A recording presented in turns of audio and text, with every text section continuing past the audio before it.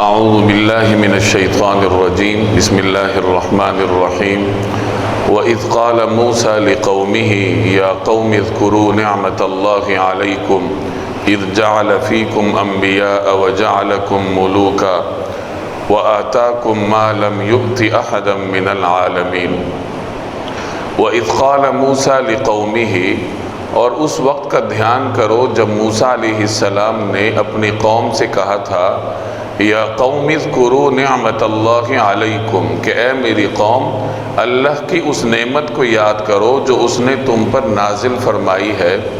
اذ جعل فیکم انبیاء، کہ اس نے تم میں نبی پیدا کیے، وجعلکم ملوکا، اور تمہیں حکمران بنایا، وآتاکم ما لم یؤت احدا من العالمین، اور تمہیں وہ کچھ عطا کیا جو تم سے پہلے دنیا جہان کے کسی فرد کو عطا نہیں کیا تھا۔ اس سورت کے آغاز میں اللہ تبارک و تعالی نے اہل ایمان کو عقود کی پابندی کا حکم دیا، اور میں بارہا عرض کر چکا ہوں پچھلے دروس میں کہ عقد کی اصطلاح بڑا وسیع معنی رکھتی ہے۔ اس کی دو جہتیں ہیں، ایک جہت اللہ کی جانب سے ہے اور ایک جہت بندوں کی جانب سے ہے، اور پھر بندوں کے اندر بھی آپس میں مختلف طریقوں سے عقد وجود میں آتا ہے۔ جیسے کوئی بھی دو لوگ آپس میں مل کر کوئی معاملہ کرے تو اسے عقد کہا جاتا ہے، چاہے وہ عقد بیع ہو، خرید و فروخت کا معاملہ ہو، یا عقد نکاح ہو، یا کوئی بھی اور عقد ہو۔ تو بنیادی طور پر عقد کی دو جہتیں ہیں، ایک اللہ کی جانب سے اور ایک بندوں کی جانب سے، یعنی جب بندوں کا اللہ کے ساتھ معاملہ ہوتا ہے تو اس وقت یہ عقد دو جہتوں کا حامل ہے۔ اللہ جل جلالہ کی جانب سے جو عقد کی جہت ہے وہ یہ ہے کہ اللہ اپنے بندوں پر رحمتیں کرتا ہے۔ چنانچہ اس سورت کے پہلے رکوع میں اللہ جل جلالہ نے اپنی رحمت کے مختلف مظاہر کو بیان فرمایا۔ یہ اللہ کی بہت بڑی رحمت ہے کہ اس نے کچھ چیزیں کھانا ہمارے لیے حلال قرار دیا، اور حلال کا دائرہ وسیع ہے، اور بہت کم چیزیں ایسی ہیں جو اس نے انسانوں کے لیے کھانا حرام قرار دیا ہے۔ تو پہلے رکوع میں اللہ کی جانب سے کی گئی رحمتوں کا ذکر ہے، اور اس کے بعد بندوں کی جانب سے عقد کی جہت کا بیان ہے کہ بندوں کا کام ہے عبادت کرنا، بندہ عبد ہے، اور عبد کا کام ہے عبدیت اختیار کرنا، اور عبدیت میں جو سب سے کامل طریقہ ہے وہ نماز پڑھنا ہے۔ نماز کے آغاز میں انسان وضو کرتا ہے تو اس کے بعد اللہ جل جلالہ نے وضو کو بیان فرمایا۔ اب یہ تمام عقد کی مختلف تفصیلات ہیں اور اس کی مختلف جہات کا بیان ہے۔ اس کے بعد بطور مثال کے اللہ نے اہل کتاب کا ذکر فرمایا کہ جنہوں نے عقد کو میثاق کو توڑا تھا۔ پہلے عقد کی وضاحت کی، اس کی دو مختلف جہات کو بیان کیا، اور اس کے بعد بطور مثال کے اس قوم کا ذکر کیا جنہوں نے میثاق کا خیال نہیں کیا، جنہوں نے عقد کو توڑا تھا۔ اور اس مثال کے ذریعے ہمیں یہ پیغام دینا مقصود ہے کہ تم لوگ عقد کی پابندی کرو، میثاق کا خیال کرو، اللہ کے ساتھ جو تمہارا معاملہ ہے اس پر پورا اترنے کی کوشش کرو۔ اگر تم ایسا نہیں کرو گے تو یہ مثالیں تمہارے سامنے ہیں۔ تو گزشتہ درس میں اہل کتاب کا تذکرہ آپ نے پڑھا تھا کہ انہوں نے اللہ جل جلالہ کے ساتھ کیا گیا وعدہ توڑا تھا۔ آج کا درس بھی اسی مثال کا تسلسل ہے، انہی اہل کتاب کا ذکر ہے جنہوں نے اللہ جل جلالہ کے ساتھ کیا گیا میثاق اور وعدہ توڑا تھا۔ چنانچہ اس رکوع میں ایک خاص واقعے کا بیان ہے، وہ اس واقعے کی تفصیل آگے آئے گی۔ پہلے اس آیت کا مختصر مفہوم دیکھ لیجئے۔ وَإِذْ قَالَ مُوسَى لِقَوْمِهِ، اور اس وقت کا دھیان کرو جب موسیٰ علیہ السلام نے اپنی قوم سے کہا تھا۔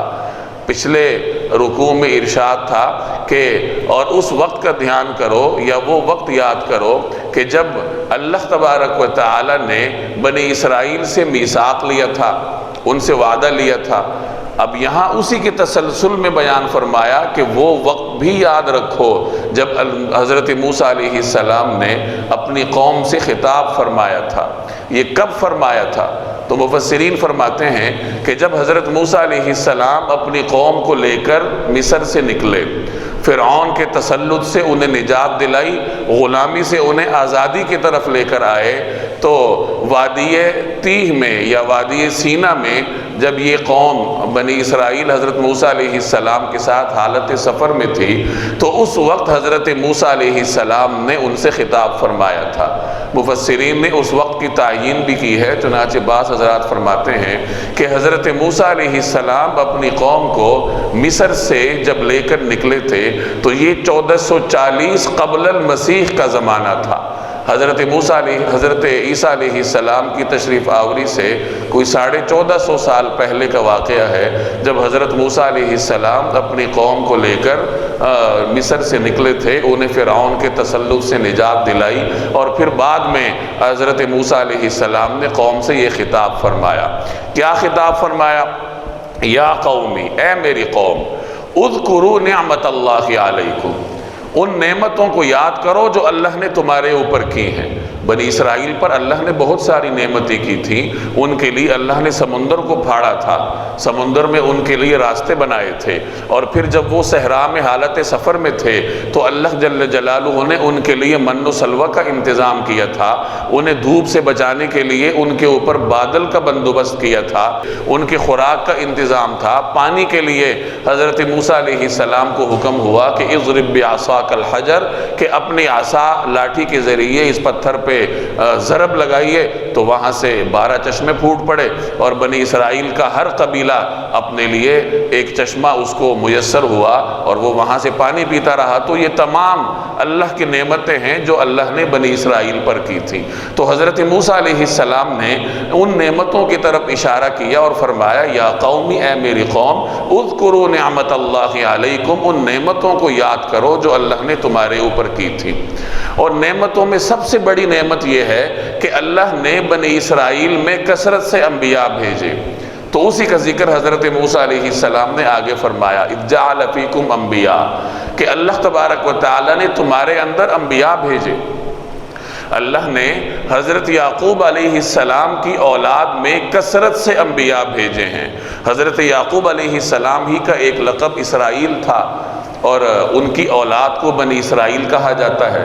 چنانچہ حضرت یعقوب علیہ السلام سے لے کر حضرت عیسیٰ علیہ السلام تک بہت سارے پیغمبر اللہ نے خاص اس ایک قوم میں، اس ایک خاندان اور نسل میں بھیجے۔ بعض حضرات فرماتے ہیں کہ اللہ نے بنی اسرائیل میں 4000 انبیاء کو مبعوث فرمایا تھا۔ یہ بہت بڑی سعادت ہے ان کے لیے کہ اللہ نے اتنے کثرت سے اس خاص خاندان میں انبیاء کو بھیجا تھا، اور یہ اعزاز اللہ نے اور کسی قوم کو نہیں دیا جو بنی اسرائیل کو دیا کہ ان میں اتنی کثرت سے اللہ نے انبیاء کو بھیجا۔ تو اسی کا ذکر ہے، اذ جعل فیکم انبیاء، کہ اس نے تم میں نبی پیدا کیے، وجعلکم ملوکا، اور تمہیں حکمران بنایا۔ ملوک ملک کی جمع ہے، ملک بادشاہ کو کہتے ہیں۔ اب بادشاہ تو عام طور پر صاحب اقتدار کو کہتے ہیں جو ریاست کو چلاتا ہے، لیکن ملوک یا ملک کا اطلاق اور بھی مختلف معانی پہ ہوتا ہے۔ چنانچہ اس کا اطلاق آزاد آدمی پر بھی ہوتا ہے۔ ایک آدمی غلام ہے اور اسے آزادی مل گئی تو اس آزاد آدمی پر بھی ملک کا اطلاق ہوتا ہے، اور اگر وہ ایک سے زائد ہوں تو ان پر ملوک کا اطلاق ہوتا ہے۔ چونکہ بنی اسرائیل کو فرعون کے تسلط سے نجات ملی تھی، وہ غلامی سے آزادی کی طرف آئے تھے، اس وجہ سے ان پر ملوک کا اطلاق ہوا کہ اللہ نے تمہیں ملک بنایا، تمہیں بادشاہ بنایا، یعنی تمہیں آزادی کی نعمت اللہ نے میسر فرمائی۔ اور بعض حضرات نے ملوک کا ترجمہ انبیاء کے ساتھ بھی کیا ہے، چونکہ نبی اپنی قوم کے امور میں تصرف کا اختیار رکھتا ہے، وہ اپنی قوم کے مختلف امور میں تصرف کرتا ہے، تو اس وجہ سے پیغمبر پر بھی ملک کا اطلاق کیا جا سکتا ہے۔ تو گویا کہ ملوک انبیاء ہی کی تفسیر ہے کہ اللہ نے تم میں انبیاء بھیجے اور تم میں ملوک بھیجے۔ اور ملوک یا ملک کا اطلاق ایسے شخص پر بھی ہوتا ہے جو کہ اپنی معیشت میں اور اپنے فیصلوں میں خود مختار ہو۔ ایک آدمی کا اپنا گھر ہے، خود کماتا ہے، خود اپنے فیصلے کرتا ہے، تو اس پر بھی ملک یا بادشاہ کا اطلاق کیا جاتا ہے۔ چنانچہ ایک مرتبہ ایک صحابی کی خدمت میں کسی شخص نے عرض کیا کہ کیا ہم فقراء المہاجرین نہیں ہیں؟ کیا ہم فقراء نہیں ہیں؟ کیا ہم مہاجرین میں سے فقراء نہیں ہیں؟ تو انہوں نے پوچھا کیا تمہارے پاس بیوی ہے، یعنی تمہاری بیوی ہے؟ اس نے کہا ہاں ہے۔ تو انہوں نے پھر پوچھا کہ تمہارا اپنا مکان ہے؟ اس نے کہا کہ ہاں ہے۔ تو ان صحابی نے فرمایا کہ پھر تو تم غنی ہو، تم تو فقیر نہیں ہو، جب تمہارے پاس مکان بھی ہے اور تمہیں اللہ نے بیوی بھی دی ہے تو تم تو فقیر نہیں ہو، تم غنی ہو۔ تو اس نے عرض کیا میرے پاس تو خادم بھی ہے۔ تو ان صحابی نے فرمایا پھر تو تم بادشاہوں میں سے ہو، پھر تو تم بادشاہ ہو۔ یعنی بادشاہ کا اطلاق یا ملوک اور ملک کا اطلاق ایسے شخص پر بھی ہوتا ہے جس کو اللہ نے چھت دی ہے، بیوی دی ہے، اولاد دی ہے، اسے سواری دی ہے، تو ایسے شخص پر بادشاہ کا اطلاق کیا جا سکتا ہے۔ اور اسی کی تائید میں کچھ حضرات فرماتے ہیں کہ بنی اسرائیل کی یہ خاص اصطلاح تھی کہ بنی اسرائیل میں اگر کسی شخص کے پاس اپنا مکان ہے اور اس کی بیوی ہے اور وہ خود اپنے فیصلے کر سکتا ہے، اپنی سواری ہے اس کے پاس، تو اس شخص کے اوپر ملک کا اطلاق کیا جاتا تھا کہ یہ شخص تو بادشاہ ہے۔ تو خلاصہ یہ نکلا کہ جو آدمی اپنے معاملات میں خود مختار ہے، اس کا باقاعدہ ایک خاندان ہے، اس کا ایک گھر ہے، اس کو اللہ نے سواری بھی دے رکھی ہے، خدمتگار بھی دے رکھے ہیں، تو وہ اپنی ذات میں ایک بادشاہ ہے کہ وہ خود فیصلے اپنے آزادی سے کرتا ہے۔ تو بنی اسرائیل کو بھی اللہ نے ان نعمتوں سے نوازا تھا، تو اس طرف حضرت موسیٰ علیہ السلام نے اشارہ کیا کہ اللہ نے تمہیں ملوک بنایا، تمہیں اپنے فیصلوں میں آزاد بنایا۔ یہ اس صورت میں ہے کہ اگر ملک کا اطلاق بادشاہ کے علاوہ دیگر معانی پہ کیا جائے تو اس صورت میں بھی اس آیت کا اطلاق بنی اسرائیل پر مختلف جہات سے ہوتا ہے، اور اگر ملک سے مراد بادشاہ لیا جائے تو پھر بھی اس آیت کا مفہوم اپنی جگہ پہ درست ہے کہ بنی اسرائیل میں اللہ تبارک و تعالی نے بڑے بڑے بادشاہوں کو بھیجا۔ چنانچہ یہ آیت چونکہ مدینہ منورہ میں رہنے والے جو یہودی تھے ان کو خطاب کر کے سنائی جا رہی ہے، اور ان سے پہلے حضرت سلیمان علیہ السلام جیسے بادشاہ اسی خاندان میں گزر چکے تھے جنہوں نے اللہ سے دعا کی تھی رب ہب لی ملکا لا ينبغی لأحد من بعدی، کہ یا اللہ مجھے ایسی سلطنت عطا فرما جو میرے بعد کسی کو نہ ملے۔ ان کی سلطنت انسانوں کے ساتھ ساتھ جنات پر بھی تھی، تو اللہ نے ایسے عظیم بادشاہ اسی خاندان میں پیدا کیے تھے۔ تو بنی اسرائیل کو وہی انعامات یاد دلائے جا رہے ہیں کہ اللہ کے ان انعامات کو یاد کرو جو اس نے تمہارے اوپر کیے، تمہارے اندر انبیاء کو بھیجا، تمہارے خاندان میں سے اللہ نے بڑے بڑے بادشاہوں کو بھیجا، اور تمہیں اللہ نے اپنے امور میں آزاد بنایا، تمہیں غلامی سے آزاد دی ہے، تمہیں اللہ نے مکانات دیے، تمہیں خاندان دیے۔ تو یہ تمام تر اللہ کی نعمتیں ہیں تمہارے اوپر، ان کو یاد کرو۔ اور اس کا تقاضا کیا ہے؟ اس کا تقاضا یہ ہے کہ اللہ جل جلالہ کے حکم کی اطاعت کرو۔ وہ حکم کیا تھا اس کا ذکر آگے آئے گا۔ وَآتَاكُم مَّا لَمْ يُؤْتِ أَحَدًا مِّنَ الْعَالَمِينَ، اور تمہیں وہ کچھ عطا کیا جو تم سے پہلے دنیا جہان کے کسی فرد کو عطا نہیں کیا تھا۔ چنانچہ بنی اسرائیل کے لیے اللہ نے سمندر کو پھاڑا، ان کے لیے پتھر میں سے چشموں کو نکالا۔ تو مفسرین فرماتے ہیں کہ اس آیت کے اس حصے کا اطلاق ان نعمتوں پر ہوتا ہے۔ اسی طریقے سے بنی اسرائیل کو اللہ نے ایک اور خصوصی نعمت عطا فرمائی تھی جس میں ان کے ساتھ کوئی شریک نہیں ہے، اور وہ نعمت یہ ہے کہ من حیث القوم، یہ وہ واحد قوم یا واحد نسل تھی جس کو اللہ تبارک و تعالی نے من حیث القوم اور من حیث الجماعہ توحید والا بنایا تھا۔ ان کے سوا دنیا میں جتنی بھی نسلیں تھیں، جتنی بھی اقوام تھیں، ان میں من حیث القوم توحید کی وہ صورتحال نہیں تھی جو اللہ نے بنی اسرائیل کو عطا کی تھی۔ چونکہ ان میں اتنے کثرت سے انبیاء آئے تھے تو ان کے اوپر توحید ہی کا غلبہ تھا۔ تو یہ اللہ کی بہت بڑی نعمت تھی جو اللہ نے بنی اسرائیل کو دی تھی۔ یہاں بعض حضرات بنی اسرائیل کا تقابل امت محمدیہ سے کرتے ہیں، تو یاد رکھیے کہ یہ طرز عمل درست نہیں ہے۔ بنی اسرائیل کو فضیلت اللہ نے دی ہے نسلی اعتبار سے، اور امت محمدیہ کسی نسل کا نام نہیں ہے، وہ تو امت ہے، اس میں تو جو بھی شخص خواہ وہ کسی نسل سے تعلق رکھتا ہو وہ نبی کریم صلی اللہ علیہ وسلم کا کلمہ پڑھے گا تو وہ آپ صلی اللہ علیہ وسلم کی امت میں شامل ہو جائے گا۔ تو امت کے اعتبار سے تو امت محمدیہ افضل ہے۔ البتہ البتہ خاص نسل کے اعتبار سے بنی اسرائیل کو اس لیے ایک ضمنی طور پر فضیلت حاصل ہے کہ اللہ جل جلالہ نے ان میں کثرت سے انبیاء کو بھیجا ہے۔ تو امت محمدیہ کا تقابل بنی اسرائیل سے کرنا درست نہیں ہے۔ بنی اسرائیل ایک خاندان ہے اور امت محمدیہ تو اپنے اندر ایک جامعیت رکھتی ہے کہ وہ اس کا تعلق کسی نسل سے نہیں ہے، کسی قوم سے نہیں ہے، بلکہ اس کا تعلق ایک خاص نظریے سے ہے کہ جو بھی آدمی کلمہ پڑھے گا، نبی کریم صلی اللہ علیہ وسلم پر ایمان لائے گا تو وہ اس امت میں شامل ہو جائے گا اور دنیا کی سب سے افضل ترین امت کا حصہ بن جائے گا۔ تو وَآتَاكُم مَا لَمْ يُؤْتِ أَحَدًا مِّنَ الْعَالَمِينَ، اور تمہیں وہ کچھ عطا کیا جو تم سے پہلے دنیا جہان کے کسی فرد کو عطا نہیں کیا تھا۔ یا قوم ادخلوا الارض المقدسة التي كتب الله لكم ولا ترتدوا على ادباركم فتنقلبوا خاسرين۔ یا قومی، اے میری قوم، ادخلوا الارض المقدسہ، اس مقدس سرزمین میں داخل ہو جاؤ، التی کتب اللہ لکم، جو اللہ نے تمہارے واسطے لکھ دی ہے، ولا ترتدوا علی ادبارکم، اور اپنی پشت کے بل پیچھے نہ لوٹو، فتنقلبوا خاسرین، ورنہ پلٹ کر نامراد جاؤ گے۔ اب یہ حضرت موسیٰ علیہ السلام کے خطاب کا آغاز ہوتا ہے کہ پہلے بطور تمہید کے انہوں نے اپنی قوم کو اللہ کی نعمتیں یاد دلائی کہ تم پر اللہ نے اتنی عظیم نعمتیں کی تھیں اور تمہیں اللہ نے وہ کچھ عطا کیا جو کسی کو عطا نہیں کیا۔ اس تمہید کے بعد اب اصل حکم کی طرف حضرت موسیٰ علیہ السلام آ رہے ہیں، اور حکم کیا ہے کہ ارض مقدسہ میں جاؤ اور وہاں جا کر جہاد کرو اور اس کو اپنے قبضے میں لو۔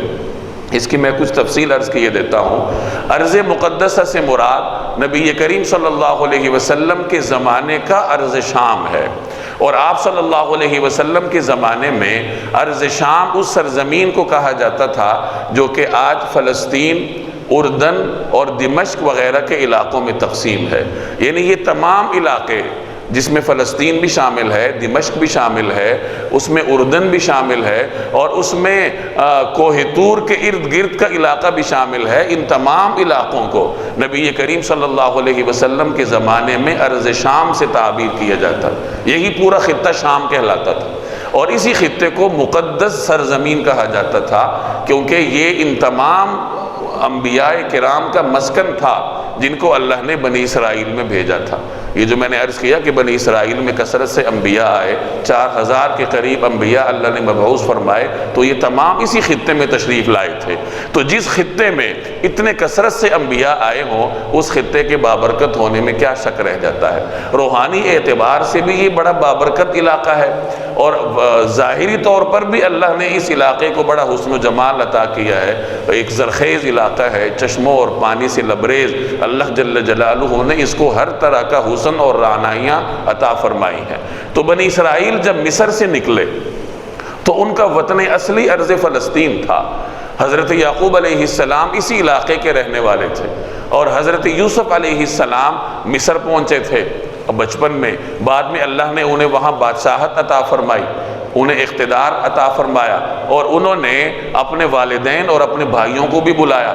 تو حضرت یوسف علیہ السلام کے زمانے میں بنی اسرائیل ارض شام سے اپنے اصلی علاقے سے مصر منتقل ہو گئے، اور ایک زمانے تک وہاں حکمران رہے، اور بعد میں جب انہوں نے اپنے آباء و اجداد، اپنے انبیاء علیہ السلام کے طریقے کو چھوڑا تو ان پر غلامی مسلط ہو گئی، اور حضرت موسیٰ علیہ السلام جب تشریف لائے تو یہ وہ زمانہ تھا جب بنی اسرائیل گردن گردن تک غلامی کی دلدل میں پھنسے ہوئے تھے۔ تو انہوں نے حضرت موسیٰ علیہ السلام نے ان کو غلامی سے نجات دی اور مصر سے نکالا۔ اب اللہ نے انہیں حکم دیا کہ اپنے وطن اصلی جاؤ اور ارض مقدس میں وہاں جاؤ اور اس کو اس ظالم قوم کے تسلط سے آزاد کراؤ جس نے اس پہ قبضہ کیا تھا۔ اس زمانے میں ارض مقدس پر، شام پر قوم عمالقہ کا تسلط تھا جو بڑے ظالم اور جابر اور طاقتور تصور کیے جاتے تھے۔ تو موسیٰ علیہ السلام نے اللہ کے حکم کے مطابق اپنی قوم کو یہ ہدایت کی کہ ارض مقدسہ میں داخل ہو جاؤ اور خوف نہ کرو، اگرچہ وہ بڑے طاقتور ہیں قوم عمالقہ والے، لیکن پر امید رہو کہ یہ علاقہ اللہ نے تمہارے لیے لکھا ہے، التی کتب اللہ لکم، یہ بطور تسلی کے ارشاد فرما رہے ہیں کہ وہ اللہ نے تمہارے لیے لکھ رکھا ہے، تمہیں ہر حال میں اللہ کامیابی عطا فرمائے گا، ان کی ظاہری طاقت پر نہ جاؤ۔ تو حضرت موسیٰ علیہ السلام نے اپنی قوم کو جہاد کی ترغیب دی، اور پھر بطور اسباب کے حضرت موسیٰ علیہ السلام نے کچھ حضرات کو متعین فرمایا، 12 کے قریب نقیب تھے، ان کی ذمہ داری یہ لگائی کہ تم لوگ خفیہ طریقے سے اس علاقے میں جاؤ، شام کے ارض مقدسہ کے علاقے میں، اور وہاں جا کر قوم عمالقہ کا اندازہ لگاؤ۔ جیسے کسی علاقے پہ حملہ کرنے سے پہلے وہاں کا جائزہ لیا جاتا ہے، جاسوسوں کو بھیجا جاتا ہے کہ وہاں کی صورتحال کا اندازہ لگا کے اس کے مطابق پھر تیاری کی جائے، تو سیدنا موسیٰ علیہ السلام نے اسی طریقہ کار کے مطابق اپنے 12 نقیب وہاں بھیجے۔ اب انہوں نے وہاں جا کر عمالقہ کی طاقت دیکھی، ان کا جبر دیکھا، ان کا اقتدار دیکھا۔ جب واپس آئے اور حضرت موسیٰ علیہ السلام نے انہیں یہ تاکید بھی کی تھی کہ جب تم قوم عمالقہ کی شان و شوکت کو دیکھ لو تو واپس آ کر بنی اسرائیل کے سامنے بیان نہ کرنا، کہیں بنی اسرائیل ہمت نہ ہار بیٹھیں، ان کی شان و شوکت آ کے بیان نہ کرنا۔ اب جب وہ 12 لوگ آئے تو ان میں 10 لوگ عمالقہ سے مرعوب ہو چکے تھے، اور انہوں نے حضرت موسیٰ علیہ السلام کے اس حکم کا پاس نہ رکھا، اور اپنی قوم کے پاس آ کر خوب بڑا چڑھا کے بیان کیا کہ وہ تو بڑی طاقتور قوم ہے، اس طرح ان کا اقتدار ہے اور ان کا جبر اور تسلط ہے، ان کے ساتھ لڑنا ہمارے بس میں نہیں ہے۔ صرف 2 ایسے حضرات تھے جنہوں نے حضرت موسیٰ علیہ السلام کے حکم کی پاسداری کی، ان میں ایک حضرت یوشع تھے اور دوسرے حضرت کالب تھے۔ یہ دونوں حضرت موسیٰ کے سچے پیروکار تھے، اور انہوں نے حضرت موسیٰ علیہ السلام کے حکم کا خیال رکھا اور اپنی قوم کو آ کر تسلی دی کہ فکر نہ کرو، اللہ پر بھروسہ رکھو، اور اللہ پر توکل رکھو گے تو ان کی طاقت تمہارا کیا بگاڑے گی، اور اگر تم واقعتاً مومن ہوگے تو اللہ تمہیں فتح دے گا۔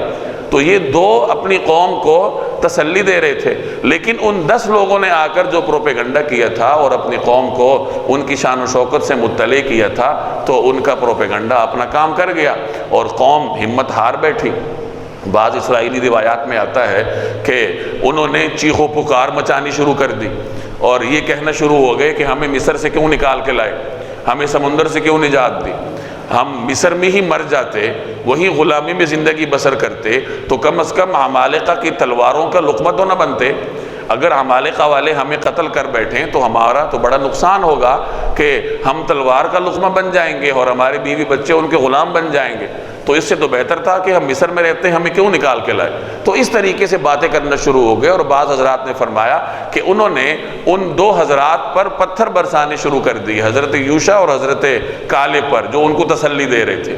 تو اس طریقے سے قوم کے اندر بددلی پھیل گئی، اور وہ یہاں تک کہنا شروع ہو گئے کہ اذهب انت وربک فقاتلا انا ہاہنا قاعدون، کہ اے موسیٰ تم اور تمہارا رب جا کر لڑو، ہم تو یہاں بیٹھے ہیں، ہم سے نہیں لڑا جاتا۔ تو حضرت موسیٰ علیہ السلام نے بددل ہو کر پھر اللہ سے دعا کی کہ یا اللہ انی لا املک الا نفسی و اخی، کہ میں تو بس اپنے اوپر ہی اختیار رکھتا ہوں یا اپنے بھائی حضرت ہارون پر اختیار رکھتا ہوں، اور لہٰذا آپ میرے اور اس نافرمان قوم کے درمیان فیصلہ فرما دیجیے، ہمارے درمیان جدائی فرما دیجیے۔ چنانچہ اللہ تبارک و تعالیٰ نے اس واقعے کے 3 سال کے بعد حضرت ہارون علیہ السلام کو اپنے پاس بلایا، وہ دنیا سے پردہ فرما گئے، اور ان کے 1 سال کے بعد حضرت موسیٰ علیہ السلام بھی دنیا سے پردہ فرما گئے، اور اس کے بعد 40 سال تک جب بنی اسرائیل نے حکم عدولی کی، جہاد سے انکار کیا، تو وہ زمین جو اللہ نے ان کے لیے لکھی تھی، جو ان کو ملنی تھی، وہ اللہ نے ان پہ 40 سال کے لیے حرام قرار دے دی۔ چنانچہ وہ 40 سال تک اسی صحرا میں بھٹکتے رہے، اس طریقے سے کہ نہ آگے جا سکتے تھے نہ پیچھے جا سکتے تھے۔ وہ ایک قسم کی قید تھی ان کے لیے کہ دن بھر سفر کرتے اور جب صبح اٹھتے تو پھر اسی جگہ کھڑے ہوتے جہاں سے چلے تھے۔ تو اسی طرح 40 سال تک وہ اسی صحرا میں بھٹکتے رہے، یہاں تک کہ ان کے وہ بوڑھے سارے دنیا سے چلے گئے جنہوں نے جہاد سے انکار کیا تھا، اور نئی نوجوان نسل آ گئی، اور اس نوجوان نسل نے حضرت موسیٰ علیہ السلام کے بعد حضرت یوشع علیہ السلام کی قیادت میں پھر جہاد کیا، اور جب انہوں نے جہاد کیا تو اللہ تبارک و تعالیٰ نے پھر اس سرزمین پر ان کو تسلط عطا فرمایا، انہیں وہاں سکونت بھی دی اور اقتدار بھی دیا۔ تو یہ اس واقعے کا مختصر اور اجمالی خاکہ ہے۔ اب آیات کے ذیل میں دیکھیے، یا قوم، اے میری قوم، ادخلوا الارض المقدسہ، اس مقدس سرزمین میں داخل ہو جاؤ، التی کتب اللہ لکم، جو اللہ نے تمہارے واسطے لکھ دی ہے، یعنی عمالقہ کے طاقت ان کے اقتدار پر مت جاؤ بلکہ مطمئن رہو، اللہ نے یہ تمہارے لیے لکھی ہے، تمہیں مل کے رہے گی۔ وَلَا تَرْتَدُّوا عَلَىٰ أَدْبَارِكُمْ، اور اپنی پشت کے بل پیچھے نہ لوٹو، یعنی میدان جنگ سے فرار اختیار مت کرو۔ فَتَنْقَلِبُوا خَاسِرِينَ، ورنہ پلٹ کر نامراد جاؤ گے۔ اللہ کے حکم کو توڑو گے، بزدلی اختیار کرو گے تو نامرادی تمہارے مقدر میں ہوگی۔ قالوا یا موسیٰ ان فیہا قوما جبارین وَإِنَّا لَن نَّدْخُلَهَا حَتَّى يَخْرُجُوا مِنْهَا فَإِن يَخْرُجُوا مِنْهَا فَإِنَّا دَاخِلُونَ۔ قالوا، وہ بولے، یا موسیٰ، اے موسیٰ، ان فیہا قوما جبارین، اس ملک میں تو بڑے طاقتور لوگ رہتے ہیں، وَإِنَّا لَن نَّدْخُلَهَا، اور ہم ہرگز اس میں داخل نہیں ہوں گے، حَتَّى يَخْرُجُوا مِنْهَا، جب تک وہ لوگ وہاں سے نکل نہ جائیں۔ فَإِن يَخْرُجُوا مِنْهَا، ہاں اگر وہ وہاں سے نکل جائیں، فَإِنَّا دَاخِلُونَ، تو بے شک ہم اس میں داخل ہو جائیں گے۔ یعنی قوم عمالقہ کے بارے میں وہ سن چکے تھے کہ وہ بڑے طاقتور لوگ ہیں، ان کے ساتھ لڑنا ایک مشکل کام ہے، تو یہ مشقت والا کام کرنے کے لیے وہ تیار نہ ہوئے، اور حضرت موسیٰ علیہ السلام سے کہنے لگے کہ جب تک یہ قوم وہاں موجود ہے، یہ جبارین، یہ طاقتور لوگ جب تک وہاں موجود ہیں، ہم تو اس علاقے میں قدم بھی نہیں رکھنے والے۔ ہاں اگر وہ وہاں سے نکل جائیں پھر ہم وہاں جانے کے لیے تیار ہیں۔ قال رجلان من الذين يخافون انعم الله عليهم ادخلوا عليهم الباب فاذا دخلتموه فانكم غالبون وعلى الله فتوكلوا ان كنتم مؤمنين۔ قال رجلان من الذين يخافون انعم الله عليهما، جو لوگ خوف رکھتے تھے ان میں سے دو مرد جن کو اللہ نے اپنے فضل سے نوازا تھا، بول اٹھے، ادخلوا علیہم الباب، کہ تم ان پر چڑھائی کر کے دروازے میں گھس تو جاؤ، فاذا دخلتموہ، جب تم گھس جاؤ گے، فانکم غالبون، تو تم ہی غالب رہو گے، وعلی اللہ فتوکلوا، اور اپنا بھروسہ صرف اللہ پر رکھو، ان کنتم مؤمنین، اگر تم واقعی صاحب ایمان ہو۔ یہ دو وہ لوگ ہیں جو حضرت موسیٰ علیہ السلام کے احکامات پر عمل پیرا تھے۔ حضرت یوشع علیہ السلام اور حضرت کالب اس سے مراد ہیں کہ جن 12 لوگوں کو حضرت موسیٰ علیہ السلام نے نمائندہ بنا کر بھیجا تھا کہ وہاں جا کر جائزہ لو خفیہ طریقے سے اور واپس آ کر ہمیں صورتحال بتاؤ، لیکن بنی اسرائیل کے سامنے، قوم کے سامنے، قوم عمالقہ کے تسلط کو، اقتدار کو زیادہ بیان نہ کرنا تاکہ قوم ہمت نہ ہار بیٹھے۔ تو 10 لوگوں نے اس حکم پہ عمل نہ کیا، اور انہی کے پروپیگنڈے میں آ کے قوم نے وہ بات کہی جو پیچھے آیت میں آپ نے پڑھ لی کہ ہم تو اس وقت تک داخل نہیں ہوں گے جب تک یہ عمالقہ کے لوگ وہاں ہیں۔ البتہ 2 لوگ ایسے تھے جنہیں اللہ نے اپنا خوف بطور انعام کے عطا فرمایا تھا، مراد حضرت یوشع اور حضرت کالب ہے۔ انہوں نے قوم کو تسلی دی اور کہا کہ تم ہمت تو کرو، آگے تو بڑھو، دروازے میں داخل تو ہو جاؤ، یعنی شہر میں تمہیں داخلے کا حکم ہے اور تم دور بیٹھے ہوئے ہمت ہار کے بیٹھے ہو، تو تم اللہ کا نام لو اور دروازے میں داخل تو ہو جاؤ۔ فَإِذَا دَخَلْتُمُوهُ، جب ایک مرتبہ تم داخل ہو جاؤ گے، ہمت کر کے پہلا قدم اٹھاؤ گے تو اللہ کی مدد آئے گی، فَإِنَّكُمْ غَالِبُونَ، اور تم غالب ہو جاؤ گے، وَعَلَى اللَّهِ فَتَوَكَّلُوا، اور اللہ پر توکل رکھو، ان کنتم مؤمنین، اگر تم مومن ہو۔ اگر تمہارے اندر کوئی ایمان کی رمق ہے تو اللہ پہ توکل رکھو اور اللہ کا نام لے کر پہلا قدم اٹھاؤ، تو جو اللہ نے تمہارے لیے سرزمین لکھی ہے، جو تمہارے لیے فتح اللہ نے مقدر کی ہے، وہ تمہیں مل کے رہے گی۔ یہ وہ تسلی دے رہے۔ قالوا یا موسیٰ انا لن ندخلها ابدا ما داموا فيها فاذهب انت وربك فقاتلا انا هاهنا قاعدون۔ قالوا، وہ کہنے لگے، یا موسیٰ، اے موسیٰ، انا لن ندخلها ابدا، ہم ہرگز اس میں قدم نہیں رکھیں گے، ما داموا فيها، جب تک وہ اس ملک میں موجود ہیں، یعنی جب تک قوم عمالقہ والے یہاں موجود ہیں ہم کبھی بھی اس میں قدم نہیں رکھیں گے۔ فَاذْهَبْ أَنْتَ وَرَبُّكَ، پس آپ اور آپ کا رب جائیے، فَقَاتِلَا، اور لڑیے، إِنَّا هَاهُنَا قَاعِدُونَ، ہم تو یہیں بیٹھے ہیں۔ اب یہ حضرت یوشع اور حضرت کالب کی تسلی کے باوجود قوم کے لوگ یہ جملہ کہہ رہے کہ ہم تو کبھی بھی نہیں جائیں گے، اور زیادہ مجبوری ہے تو اے موسیٰ آپ اور آپ کا رب جائیے اور جا کر لڑیے، ہم تو یہاں بیٹھے ہیں، ہم سے نہیں لڑا جاتا، قوم عمالقہ سے لڑنا ہمارے بس میں نہیں ہے۔ اب یہ جو انہوں نے جملہ کہا، انت وربک فقاتلا، کہ آپ اور آپ کا رب جاؤ اور جا کر لڑو، اب اگر تو اس جملے کا مجازی معنی مراد ہے تو اس کا معنی یہ ہوگا کہ اے موسیٰ آپ جائیے اور اپنے رب کی نصرت سے لڑیے، جس طریقے سے اللہ کی مدد شامل حال ہوتی ہے نیک لوگوں کے پیغمبروں کے، تو بطور مجازی معنی کے یوں کہا جائے گا کہ آپ جائیے، یعنی آپ اور آپ کا رب جا کر لڑیے، مطلب یہ ہوگا کہ آپ جائیے اور اپنے رب کی نصرت سے لڑیے۔ لیکن اگر اس کا حقیقی معنی مراد لیا جائے اور یہ کہا جائے کہ انہوں نے العیاذ باللہ اللہ کو انسانی حیثیت دے کر یہ کہا تھا کہ تم اور تمہارا رب جا کے عملی طور پر قتال کرو، تو پھر تو یہ جملہ ایک گستاخانہ اور کفریہ جملہ ہے، اور اس قسم کی گستاخیاں وہ پہلے بھی کر چکے تھے۔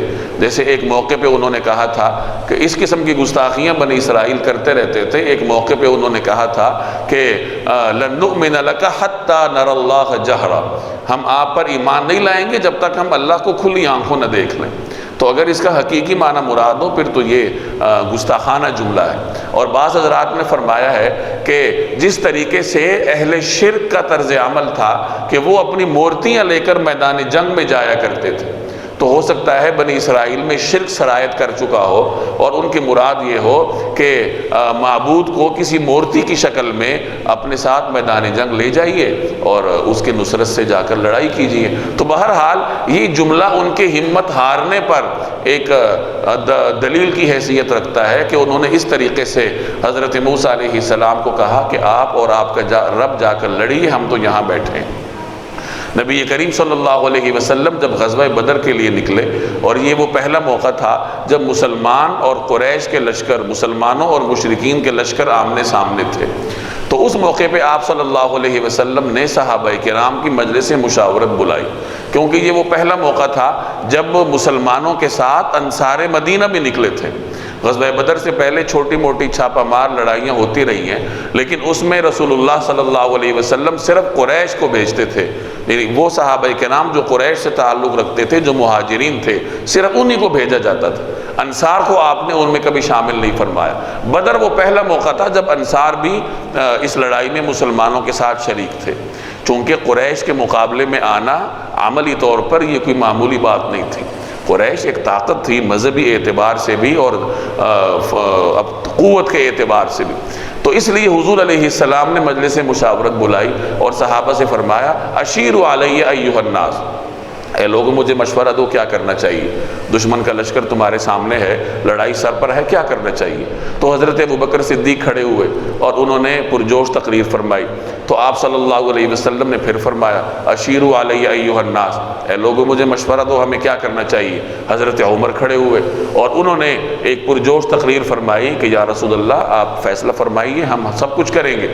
آپ نے پھر فرمایا اشیروا علی ایھا الناس۔ حضرت مقداد کھڑے ہوئے، انہوں نے پرجوش تقریر فرمائی، تو آپ نے پھر فرمایا اشیروا علی ایھا الناس۔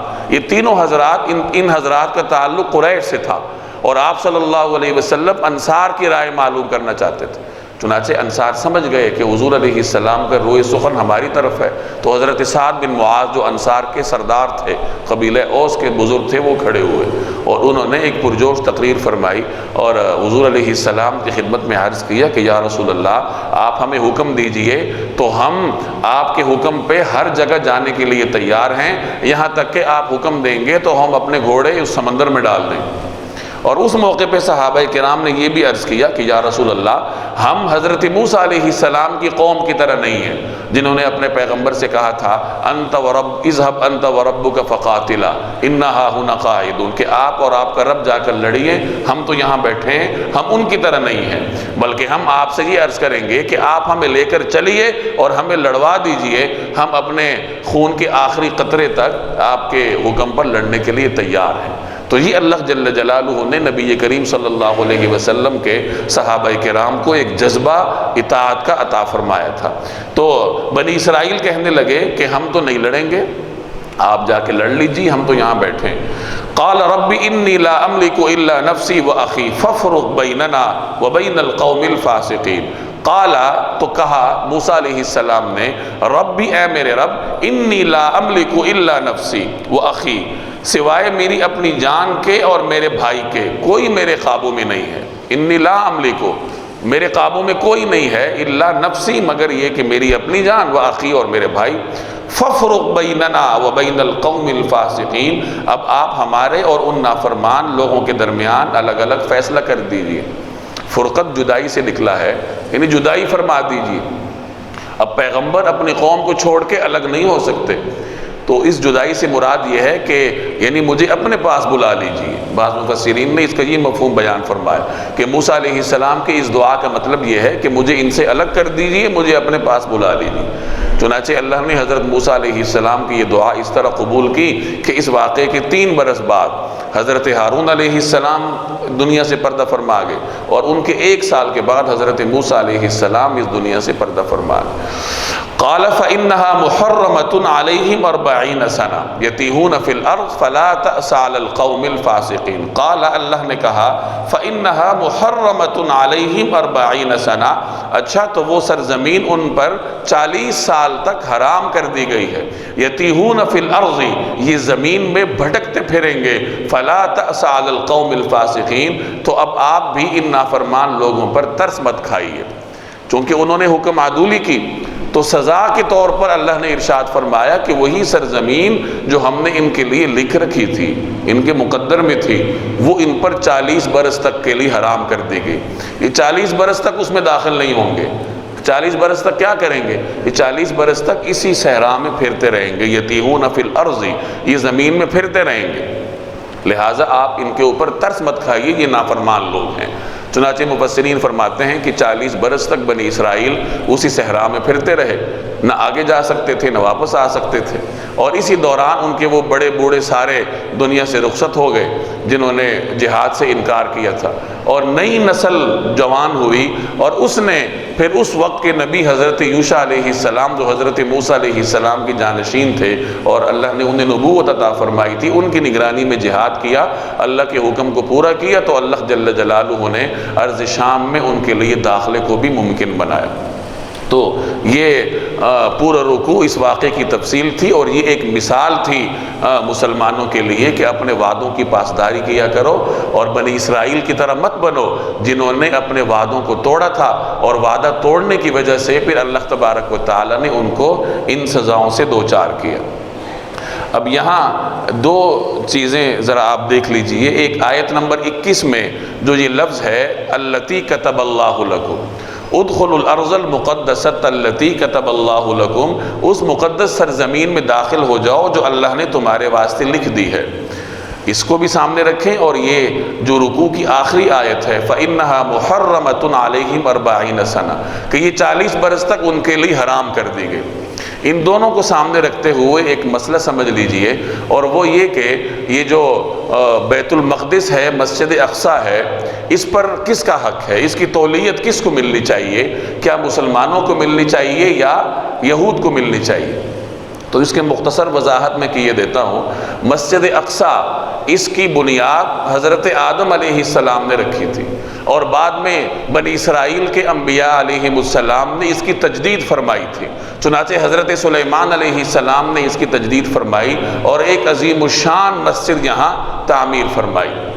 اب جو بعد کے لوگ ہیں جو حضرت سلیمان علیہ السلام کے نام لیوا ہیں، تو انہی کو تولیت ملنی چاہیے، انہی کے پاس مسجد اقصی کا جو اختیار ہے وہ منتقل ہونا چاہیے۔ اب حضرت سلیمان علیہ السلام کے نام لیوا 2 قسم کے ہیں۔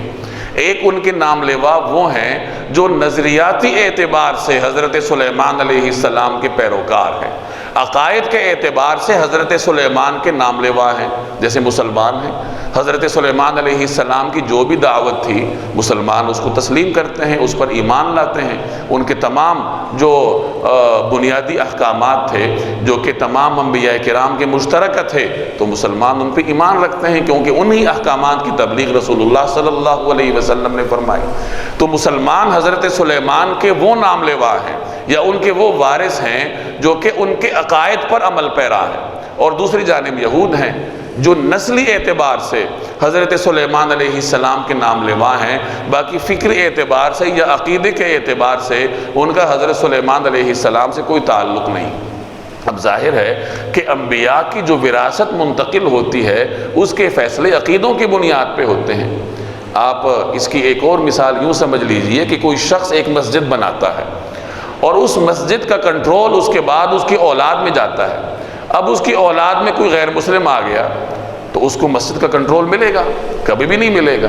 مسجد کا کنٹرول اسی کو ملے گا جو اللہ کو ایک مانتا ہے، جو اللہ کے احکام پہ عمل کرتا ہے۔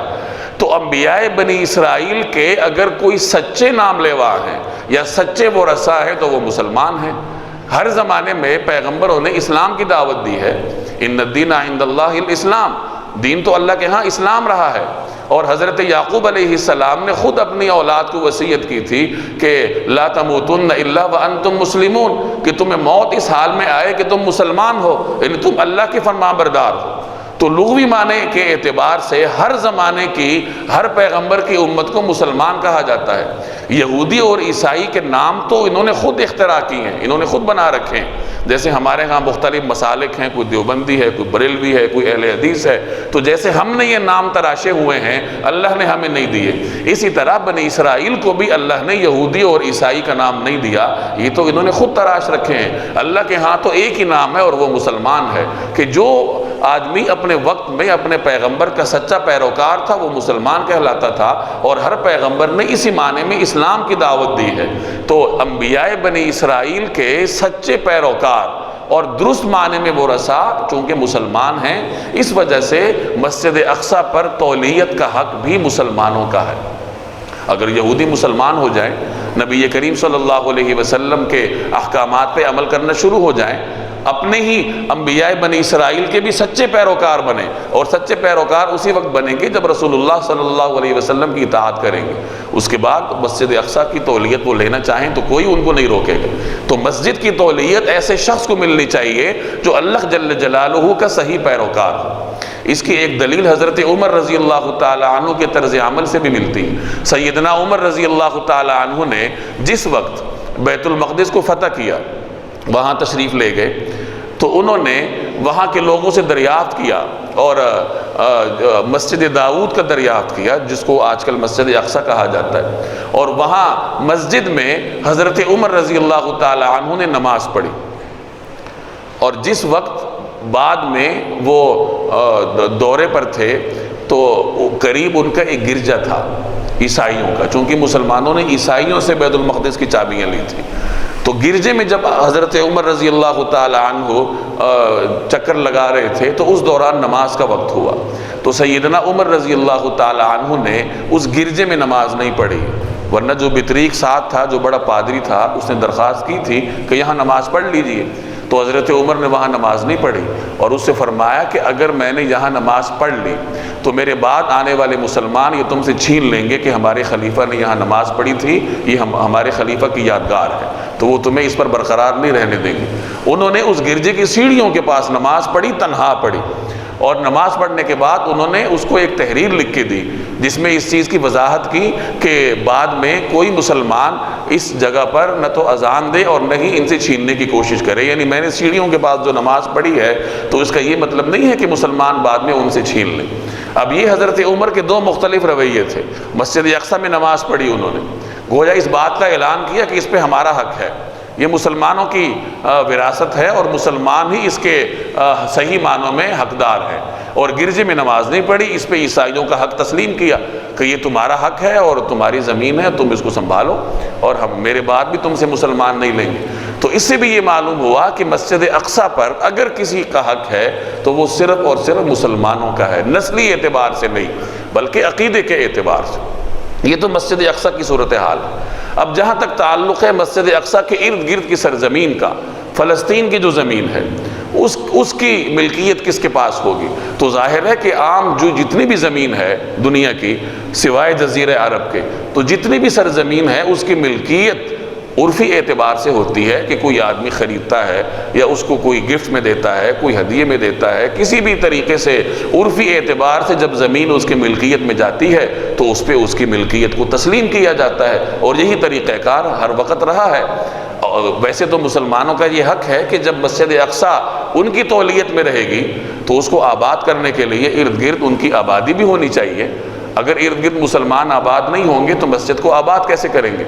تو یہ تو مسلمانوں کا اخلاقی فرض ہے کہ مسجد اقصی کے ارد گرد کی سرزمین جو مبارک سرزمین ہے اور انبیاء علیہم السلام کی سرزمین ہے اس کو اپنے پاس رکھیں۔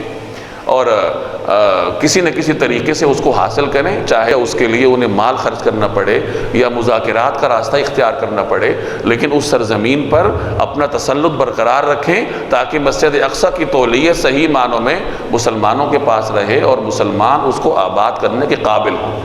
اب جہاں تک تعلق ہے اس آیت کا جس میں اللہ نے فرمایا التی کتب اللہ لکم، جو اللہ نے تمہارے واسطے لکھ دی ہے، آج کل کے بعض حضرات اس آیت سے دلیل پکڑتے ہیں کہ یہ زمین تو اللہ نے یہود کے لیے لکھ دی تھی، یا دیگر الفاظ میں اللہ نے یہود کو الاٹ کر دی تھی، تو یہ زمین تو ان کی ہے، مسلمانوں پر اس کا کوئی حق نہیں ہے، لہٰذا یہ زمین بھی ان کی ہے اور مسجد اقصی بیت المقدس پر بھی یہود کا حق ہے۔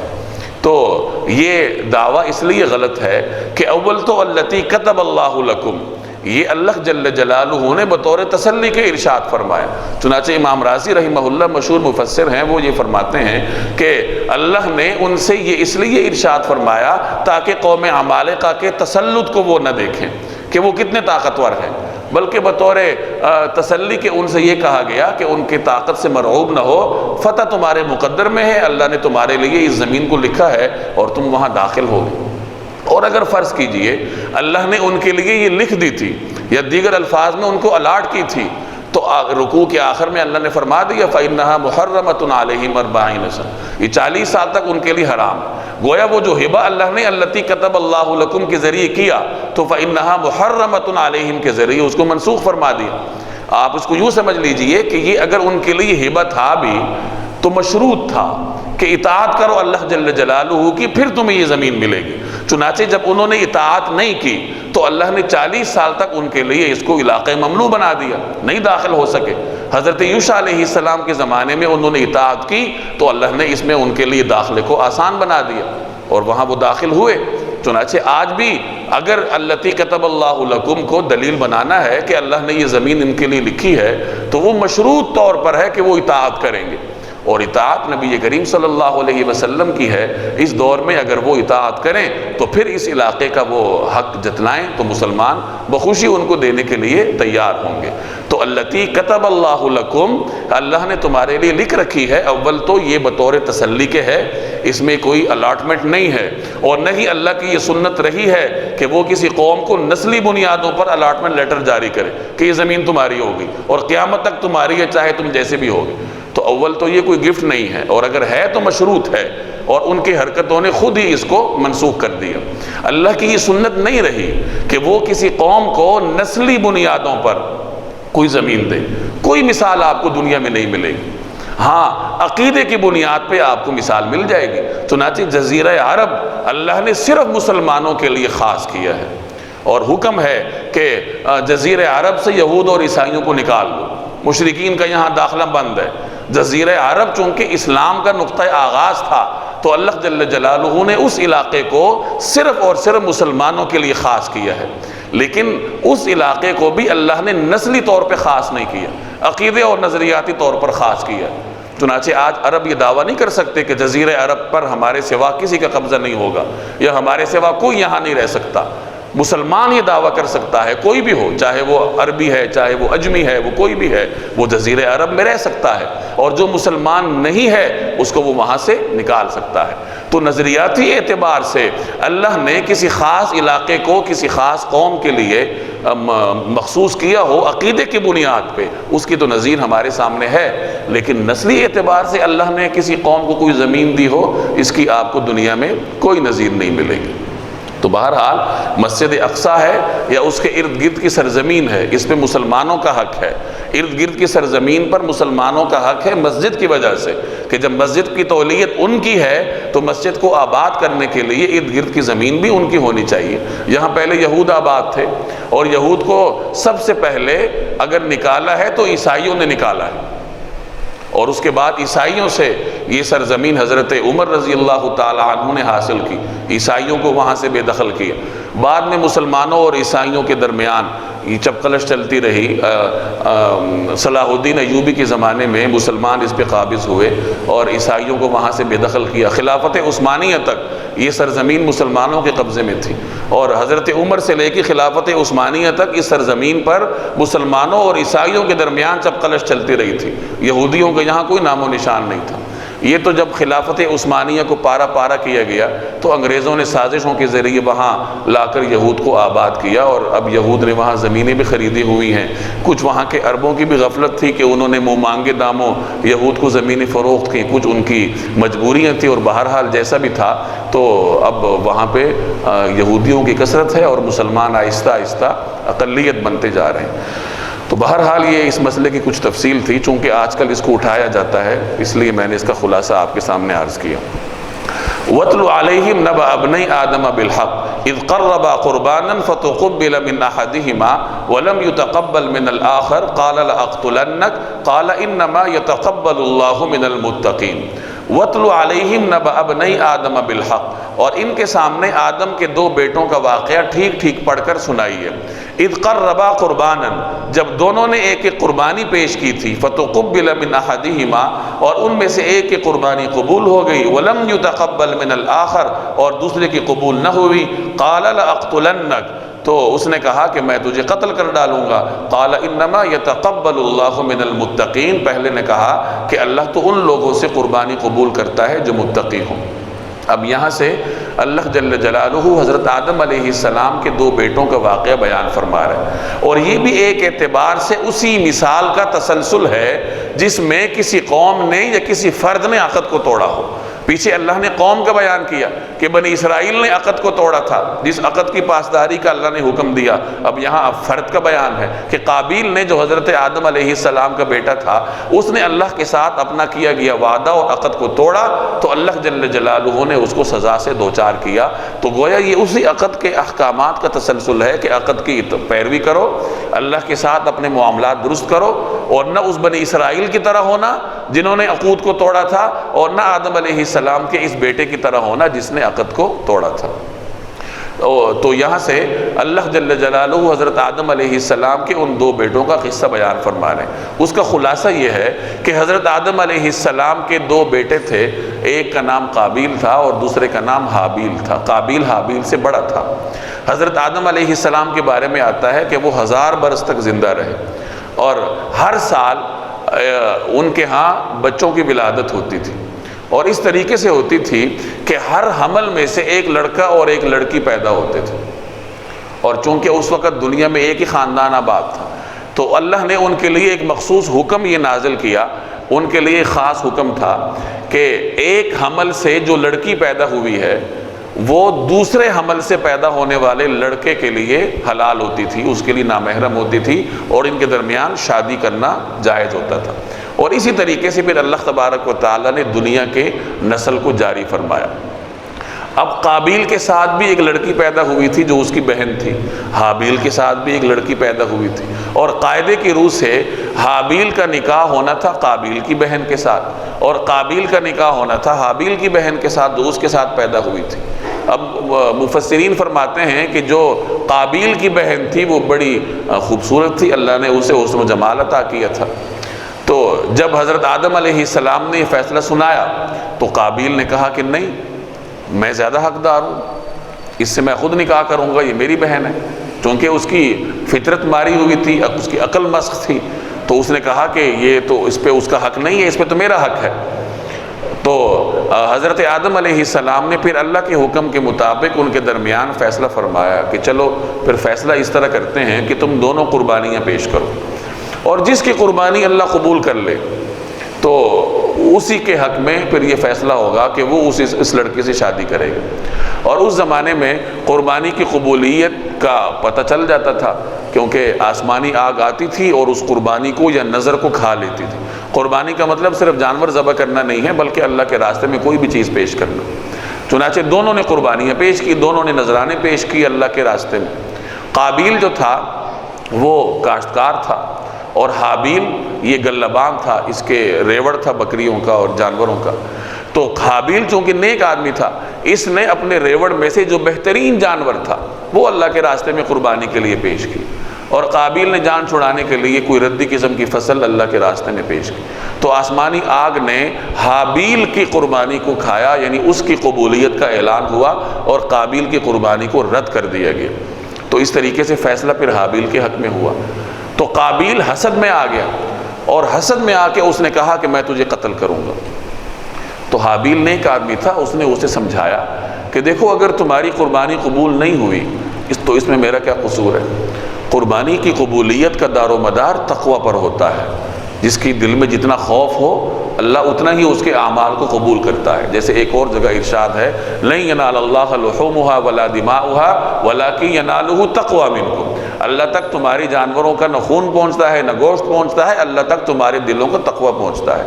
تو یہی بات حابیل نے اسے سمجھائی کہ دیکھو اس میں میرا تو کوئی قصور نہیں ہے، اگر تمہاری قربانی قبول نہیں ہوئی، اللہ متقین کی قربانی قبول کرتا ہے، تو ہمیں تقوی کے میدان میں آگے بڑھنا چاہیے تاکہ اللہ تعالیٰ قربانیاں قبول کرے۔ لیکن قابیل ضد میں آیا ہوا تھا، اس نے کہا نہیں میں تجھے قتل کروں گا۔ تو حابیل نے اسے کہا کہ ٹھیک ہے اگر تم مجھے قتل کرنا چاہتے ہو تو کرو، اقدام کرو، میں اپنا ہاتھ تمہیں قتل کرنے کے لیے نہیں بڑھاؤں گا، کیونکہ میں یہ چاہتا ہوں کہ تو اپنا بھی گناہ لے کے جا اور میرا بھی گناہ لے کے اللہ کے دربار میں جا۔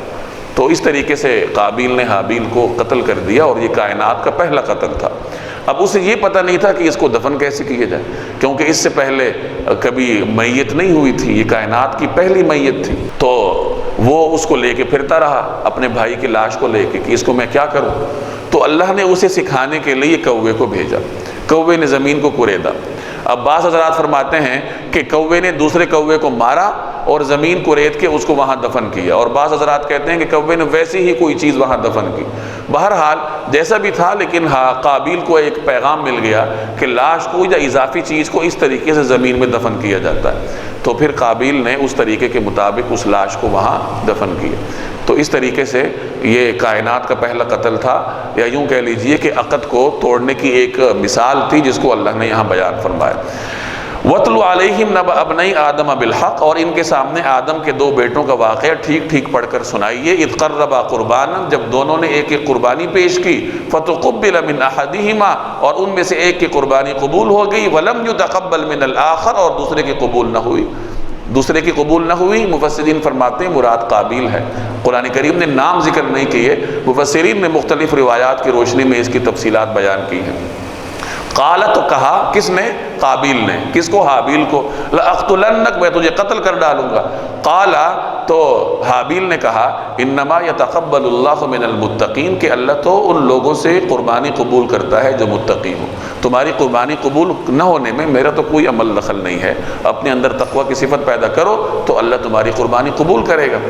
لئن بسطت الی یدک لتقتلنی ما انا بباسط یدی الیک لاقتلک انی اخاف اللہ رب العالمین۔ لئن بسطت الی یدک، اگر تم نے اپنا ہاتھ میری طرف بڑھایا، لتقتلنی، تاکہ تم مجھے قتل کرو، اگر تم نے مجھے قتل کرنے کو اپنا ہاتھ بڑھایا، ما انا بباسط یدی الیک لاقتلک، تب بھی میں تمہیں قتل کرنے کو اپنا ہاتھ نہیں بڑھاؤں گا۔ انی اخاف اللہ رب العالمین، میں تو اللہ رب العالمین سے ڈرتا ہوں۔ اپنا دفاع کرنا جائز ہوتا ہے، لیکن اگر کوئی آدمی اپنا دفاع نہ کرے تو مفسرین فرماتے ہیں، علماء فرماتے ہیں کہ یہ عزیمت کی مثال ہے۔ جیسے سیدنا عثمان رضی اللہ تعالی عنہ کی مثال کو یہاں بیان کیا جاتا ہے کہ انہوں نے اپنا دفاع نہیں کیا اور اپنے دفاع سے صحابہ کو بھی روکا، عزیمت پہ عمل پیرا ہوا۔ لیکن بوقت ضرورت اگر کوئی اپنا دفاع کرنا چاہے تو شریعت نے اسے اجازت دی ہے کہ ہر آدمی اپنا اور اپنے مال کا دفاع کر سکتا ہے، اور اس کو رخصت سے تعبیر کیا جاتا ہے۔ تو بہرحال یہاں حابیل نے اسے کہا کہ اگر تم اپنا ہاتھ میری طرف بڑھاؤ گے مجھے قتل کرنے کے لیے تو میں اپنا ہاتھ تمہاری طرف نہیں بڑھاؤں گا۔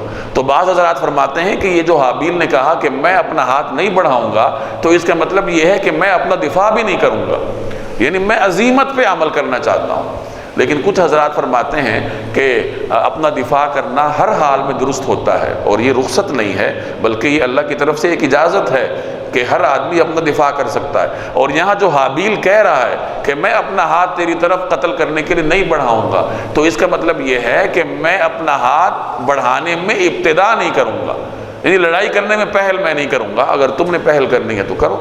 انی اخاف اللہ رب العالمین، میں تو اللہ رب العالمین سے ڈرتا ہوں۔ انی اریدو ان تبوء باسمی و اسمک فتکون من اصحاب النار وذلک جزاء الظالمین۔ انی اریدو، میں تو یہ چاہتا ہوں، ان تبوء باسمی و اسمک، کہ انجام کار تم اپنے اور میرے دونوں کے گناہ میں پکڑے جاؤ، فتکون من اصحاب النار، اور دوزخیوں میں شامل ہو، وذلک جزاء الظالمین، اور یہی ظالموں کی سزا ہے۔ یہ حابیل قابیل کو کہہ رہا ہے کہ میں اپنا دفاع نہیں کروں گا، یا میں تمہاری طرف پہل نہیں کروں گا، تم نے مجھے قتل کرنا ہے تو کر لو، کیونکہ جب تم مجھے قتل کرو گے تو اللہ کا یہ قانون ہے کہ قیامت کے دن مظلوم کے گناہوں کو ظالم کے سر لادا جاتا ہے مظلوم کو راضی کرنے کے لیے، تو تم اپنا بھی گناہ لے کر جاؤ گے اور میرے گناہ بھی اللہ تعالیٰ تمہارے سر لاد دے گا۔ اور اس کا یہ بھی مطلب ہو سکتا ہے کہ تمہارے سر اپنے گناہ تو ہوں گے لیکن مجھے قتل کر کے تم مجھے قتل کرنے کا گناہ بھی اپنے سر لاد کر اللہ جل جلالہ کے دربار میں پیش ہو جاؤ گے۔ اگر تمہیں یہ سودا منظور ہے تو کرتے رہو، میں تمہیں قتل کر کے وہ گناہ اپنے سر نہیں لینا چاہتا۔ فطوعت له نفسه قتل اخی فقتله فاصبح من الخاسرین۔ فطوعت له نفسه قتل اخی، آخر کار اس کے نفس نے اس کو اپنے بھائی کے قتل پر آمادہ کر لیا، فقتلہ، چنانچہ اس نے اپنے بھائی کو قتل کر ڈالا، فاصبح من الخاسرین، اور نامرادوں میں شامل ہو گیا۔ حابیل کی اس تبلیغ کے باوجود بھی قابیل کا دل نہیں پسیجا اور وہ اپنے اس شیطانی ارادے پہ برقرار رہا اور اس نے اپنے بھائی کو قتل کر دیا۔ اب کس طریقے سے قتل کیا اس کی وضاحت قرآن کریم میں نہیں ہے۔ کچھ مفسرین نے اسرائیلی روایات کی بنیاد پر یہ رائے قائم کی ہے کہ اس نے کسی جگہ اپنے بھائی حابیل کو سوتا ہوا دیکھ کر پتھروں سے اس کا سر کچل ڈالا، اس طریقے سے ظالمانہ طریقے سے اپنے بھائی کو شہید کیا۔ اپنے نفس نے اس کو اس گناہ پہ آمادہ کیا۔ نفس انسان کو گناہوں پر آمادہ کرنے والا ہے، جیسے ایک اور جگہ ارشاد ہے ان النفس لامارۃ بالسوء، کہ نفس انسان کو گناہ کی طرف لے کے جاتا ہے۔ نفس کی کئی قسمیں ہوتی ہیں، ایک نفس وہ ہے جس کو نفس امارہ کہا جاتا ہے، جو انسان کو گناہوں کی طرف لے کے جاتا ہے۔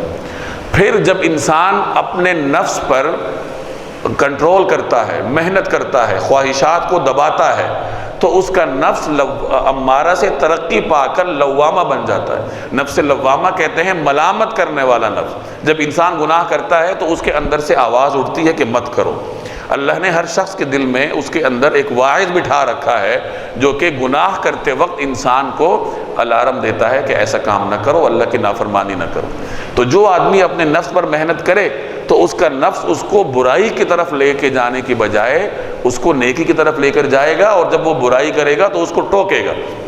اور اگر کوئی آدمی اس پر مزید محنت کرے، اللہ کے قریبی لوگوں میں شامل ہو جائے، تو اس کا نفس نفس مطمئنہ بن جاتا ہے، اور یہ تقرب کے بہت اعلیٰ درجات ہیں۔ اور اسی کے بارے میں قرآن کریم میں ارشاد ہے یا ایتھا النفس المطمئنہ ارجعی الی ربک راضیۃ مرضیہ فادخلی فی عبادی وادخلی جنتی۔ تو بہرحال اس کے نفس نے اس کو گناہ پر آمادہ کیا۔ فبعث اللہ غرابا یبحث فی الارض لیریہ کیف یواری سوءۃ اخی قال یا ویلتى اعجزت ان اکون مثل هذا الغراب فاواری سوءۃ اخی فاصبح من النادمین۔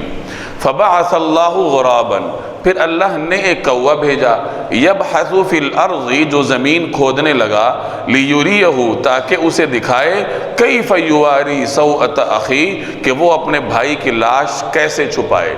قالا، وہ بولا، یا ویلتا، ہائے افسوس، اعجزت ان اکون مثل هذا الغراب، کیا میں اس کوے جیسا بھی نہ ہو سکا، فاواری سوءۃ اخی، کہ اپنے بھائی کی لاش کو چھپا دیتا، فاصبح من النادمین، اس طرح وہ بعد میں وہ بڑا شرمندہ ہوا۔ تو جب قابیل نے حابیل کو قتل کیا، اس کی لاش کو لے کے پھرتا رہا، اسے سمجھ نہ آئے کہ میں اس کو کیسے ٹھکانے لگاؤں، کیونکہ یہ دنیا کی پہلی میت تھی، پہلی ڈیڈ باڈی تھی۔ تو اللہ نے اسے سکھانے کے لیے کوے کو بھیجا، اور جیسے میں نے عرض کیا قرآن کریم میں بھی اس کی صراحت ہے، یبحث فی الارض، کہ کوہ زمین کوریدنے لگا۔ اب قرآن کریم نے وضاحت نہیں کی کہ کوے نے زمین کھود کر کیا کیا، تو یہاں مفسرین نے دو آراء ظاہر کی ہیں۔ بعض حضرات فرماتے ہیں کہ دو کوے اللہ نے بھیجے، ایک کوے نے دوسرے کو مارا، اور پھر مارنے والے نے مردہ کوے کو زمین کھود کے دفن کیا، اور قابیل کو پیغام دیا کہ میت کو اس طرح دفناتے ہیں۔ اور بعض حضرات فرماتے ہیں کہ کوا ویسی اکیلا تھا اور اس نے اس کوے نے ویسے ہی زمین کھود کر کوئی بھی اضافی چیز وہاں دفنائی تو قابیل کو ایک پیغام ملا کہ جو اضافی چیزیں ہوتی ہیں ان کو اس طریقے سے دفنایا جاتا ہے، اور پھر اسے افسوس بھی ہوا کہ میری عقل کوے سے بھی گئی گزری ہے، کہ مجھے کوے جتنی عقل بھی نہ ملی کہ میں یہ سمجھ لیتا کہ اس لاش کے ساتھ میں کیسا سلوک کروں۔ فَأُوَارِيَ سَوْءَةَ أَخِي، کہ میں اپنے بھائی کی لاش کو دفنا دیتا تو میں کوے جیسا بھی نہ ہو سکا۔ فَأَصْبَحَ مِنَ النَّادِمِينَ، اس طرح بعد میں وہ بڑا شرمندہ ہوا۔ تو یہ کائنات کا پہلا قتل تھا جس کے بارے میں رسول اللہ صلی اللہ علیہ وسلم فرماتے ہیں کہ دنیا میں جو بھی قتل ہوتا ہے تو جہاں قاتل کو اس کا گناہ ملتا ہے وہاں قابیل کو بھی اس میں سے حصہ ملتا ہے گناہ میں سے، چونکہ اسی نے دنیا میں قتل کو رواج دیا تھا اور پہلا قتل کر کے اس نے دنیا میں اس برائی کو رواج دیا۔ دنیا میں انسان نیکی کو رواج دے تو اسے ثواب ملتا رہے گا، کوئی برائی کو رواج دے تو اسے گناہ ملتا رہے گا۔ اور بعض حضرات نے اسرائیلی روایات کی بنیاد پر اور باتیں بھی نقل کی ہیں کہ جب اس نے یہ قتل کیا تو جہاں وہ خود متاثر ہوا، سزا سے دوچار ہوا، وہاں ماحول بھی گرد و پیش میں متاثر ہوا، چنانچہ کہا جاتا ہے کہ اس کے بدن پہ پھوڑے نکل آئے، قاتل کے بدن پہ، قابیل کے، اور یہ بھی کہا جاتا ہے کہ پھر اس کے بعد دنیا میں پھل کڑوے ہونا شروع ہوئے اور درختوں میں کانٹے لگ گئے۔ بہرحال یہ اسرائیلی روایات ہیں۔